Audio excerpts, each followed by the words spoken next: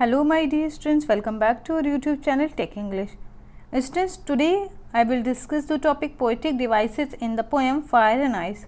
So in this lecture I will discuss figure of speech, imagery and rhyme scheme in the poem. So let's start. First device that is used in the poem, that is symbolism. So this poem is full of symbols. What is symbolism?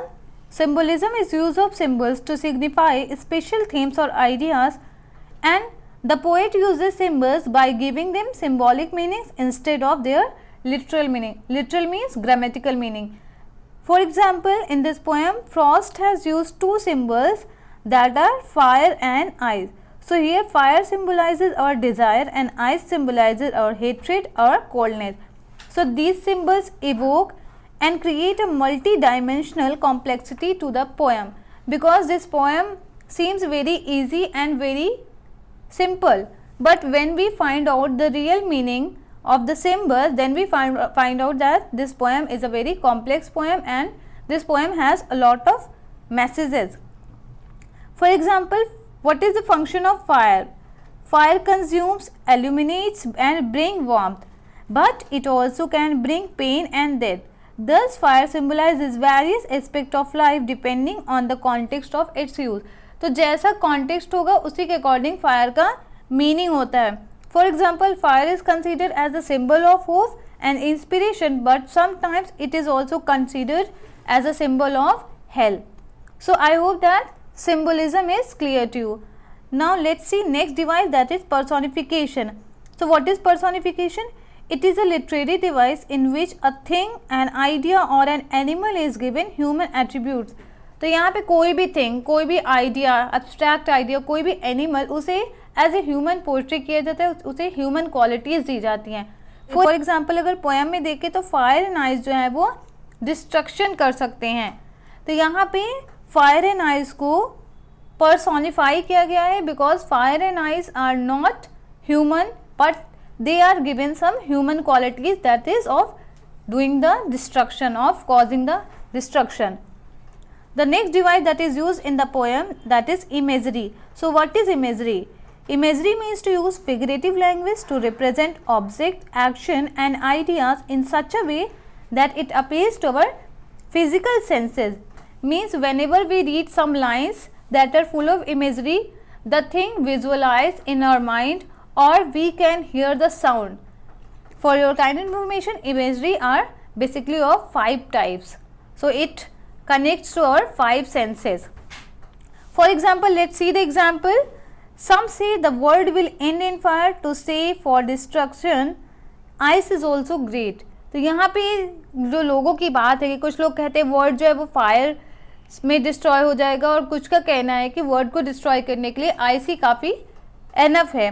तो हमारी आंखों के आगे image आती है कि जो ये वर्ल्ड है वो फायर से डिस्ट्रॉय हो रहा है, और एक बार हम देखते हैं कि ये वर्ल्ड जो है वो आइस से डिस्ट्रॉय हो रहा है, ग्लेशियर से डिस्ट्रॉय हो रहा है, तो हमारी आंखों के सामने वो इमेज आती है. So this was all about imagery. Now let's see next device, that is enjambment. So what is enjambment? When we see that the thought और द क्लॉज, और we can say the sentence that does not come to an end at a line break, but it moves over to the next line without any use of punctuation mark, then it is known as enjambment. For example, let's see the poem. Some say the world will end in fire, some say in ice. अब यहाँ पे हम देख रहे हैं punctuation mark का use है, full stop और कॉमा का यूज़ है, बट नेक्स्ट लाइन में हम देखते हैं I have tested of desire के बाद कोई भी पंक्चुएशन मार्क का यूज़ नहीं है, बल्कि जो लाइन है वो नेक्स्ट लाइन में कॉन्टिन्यू हो गई है, जो सेंटेंस है वो नेक्स्ट लाइन में कॉन्टिन्यू हो गया है. इसी तरह देखते हैं आगे की जो लाइन है, I think I know enough of it to say that for destruction ice is also great. तो हम देखते हैं यहाँ तीनों लाइन में कोई भी पंक्चुएशन मार्क या फुल स्टॉप का यूज़ नहीं है, बल्कि इन तीनों के बाद लास्ट में हम देखते हैं सफिक्स वर्ड के बाद फुल स्टॉप का यूज़ है. तो यहाँ भी enjambment का यूज़ है, क्योंकि यहाँ पे हम क्या देख रहे हैं, जो लाइन है उसके बाद फुल स्टॉप नहीं है, कॉमा नहीं है, मतलब वो थॉट जो आइडिया है वो उस लाइन में कंप्लीट ना होकर नेक्स्ट लाइन में कैरी ओवर हो रहा है. Next device that is use in the poem is alliteration. So what is alliteration? It is a stylistic device in which a number of words having the same first consonant sound occur close together in a series. तो इसमें क्या होता है, बहुत सारे consonant sound जो हैं, for example S, तो ये क्या होगा, एक लाइन में एस साउंड का रेपिटेशन होगा, या डब्ल्यू। तो एलिट्रेशन में क्या है, कॉन्सोनेंट साउंड का रेपिटेशन हो सकता है। We can say that the repetition of consonant sound in nearby words in the same line is known as alliteration. For example, favor, fire, word will। अब यहाँ पे हम क्या देख रहे हैं, consonant sound F का यूज हुआ है और W का भी repetition हुआ है। So I hope that this point is also clear to you. Next device that is used in the poem is assonance. So assonance is just opposite to alliteration. We have seen that in alliteration the repetition of consonant sound was used, but in assonance the repetition of vowel sound take place. So let's see, assonance take place when two or more words close to one another repeat the same vowel sound. As I told you, in few words we can say that it is the repetition of vowel sound in the same line. For example, I hold with those who favor fire. So we can see that in this line there is repetition of O sound. So thus we can say that the poet has used the device assonance in this line. Next device that is used in the poem is anaphora. So what is anaphora? When the poet uses the deliberate repetition of the first part of sentence in order to achieve an artistic effect. तो जब हम deliberate मतलब जानबूझ के जब वो किसी sentence के फर्स्ट पार्ट को रिपीट करता है to achieve an artistic effect, then there is the use of anaphora. For example, some say the word will end in fire, some say in eyes.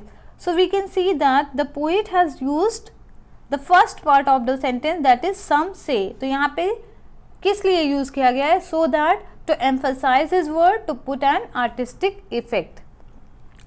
Now let's see the rhyme scheme. So let's see line by line. Some say the word will end in fire, so fire will be A. Some say in ice, so ice will be B because it is not rhyming to the previous word. Next is desire. So we can find out that fire word is rhyming to desire, so this will be A. Again there is the word fire, so again this will be A. So A, B, A, A. Now let's see further lines. Twice, I have to Paris twice, so twice will be B because we have seen the use of word eyes, so eyes word will be rhyming to the word twice. Hate, hate is not rhyming to any of the previous words, so it will be C. Again we can see that in the next line there is the use of the word eyes, so again it will be B because it is rhyming to the word twice and eyes. Then next word is great. We can see that great word is rhyming to the word hate, so this will be C. In the last line we can see the last word is used, that is suffix, so suffix word is rhyming to the word eyes. So we can see that the rhyme scheme that is used in the poem is AB, AA, BC, BCB, AB, AA, BC, BCB. So this is the rhyme scheme that is used by the poem. So this was all about the poetic devices that are used in the poem. I hope that this video was very helpful for you. If you like the video, please hit the like button. जो भी नए member है जिन्होंने video को देखा है, please channel को subscribe करें so that you can get the notification of the videos that are uploaded in the channel, and please share with your friends. If you want to ask any query, please write your query in the comment section. Thank you all.